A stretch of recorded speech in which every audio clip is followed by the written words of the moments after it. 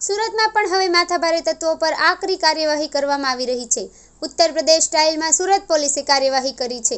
લિંબાયત વિસ્તારમાં સરકારી જગ્યા પર કબજો કરાયેલા જીમ અને ક્રિકેટ બોક્સનું ડિમોલિશન હાથ ધરવામાં આવ્યું છે।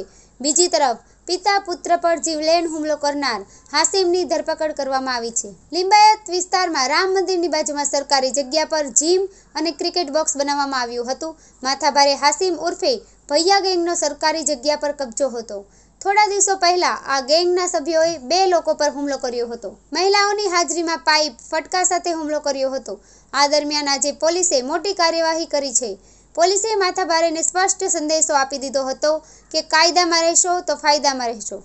પોલીસ આ કાર્યવાહી અસામાજિક તત્વો માટે મોટો સંદેશો ગણી શકાય છે। ડીસીપી ભગીરથ ગઢવીએ કહ્યું છે કે હાસિમ સિદ્દીકી નામના અસામાજિક વ્યક્તિએ ગેરકાયદેસર રીતે બાંધકામ કર્યું, જીમખાના અને બોક્સ ક્રિકેટનો સ્ટ્રક્ચર બનાવ્યો હતો।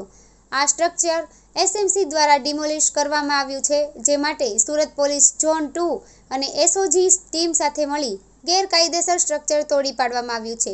સિદ્દીકી વિરુદ્ધ 18 થી 20 જેટલા ગુનાઓ નોંધાયેલા છે। ધરપકડ બાદ તેની જે પણ ગેરકાયદેસર પ્રવૃત્તિઓ છે તેની તપાસ ચાલી રહી છે। જે પણ ગેરકાયદેસર સ્ટ્રક્ચર છે તેને તોડી પાડવાની કામગીરી કરવામાં આવશે। હાસિમ સિદ્દીકી જે છે જે હમણાં જે એક લેટેસ્ટ એની વિરુદ્ધમાં એક ગુનો દાખલ થયો છે કે એની સોસાયટીની અંદર એણે એક મારામારી કરેલી ને એમાં એનું નામ સામે આવ્યું છે। ત્યારબાદ ખબર પડી કે એણે એન્ટી સોશિયલ માણસ એના વિરુદ્ધ 20થી વધારે ગુના દાખલ થયેલ છે। એટલે એની ખબર પડી કે એસએમસીની જગ્યા ઉપર એણે જીમ બનાવેલું છે અને એક ક્રિકેટનું બોક્સ બનાવેલું છે। તો ત્યારબાદ ઝોન 2 અને એસઓજીની સિનિયર અધિકારી સાથેની ટીમો અહીંયા હાજર છે અને એક મેસેજ છે કોઈ પણ અસામાજિક તત્વો કે જો તમે લો એન્ડ ઓર્ડરની પરિસ્થિતિ બગાડશો તો તમને કોઈ રીતે છોડવામાં નહીં આવે। જે પણ તમારું ગેરકાયદેસર હશે તમામ નેસ્ત નાબૂદ કરવામાં આવશે।